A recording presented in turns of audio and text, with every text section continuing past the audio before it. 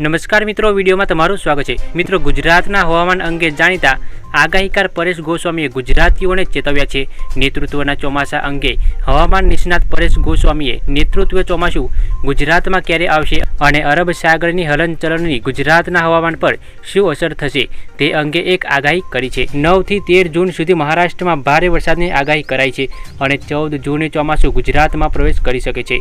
રાજ્યના અનેક વિસ્તારમાં વરસાદ પડી શકે છે। દક્ષિણ ગુજરાતના કેટલાક જિલ્લાઓમાં પણ ભારે વરસાદની આગાહી કરાઈ છે। સાથે સૌરાષ્ટ્રના ભાગોમાં મધ્યથી ભારે વરસાદની શક્યતાઓ જોવા મળી રહી છે।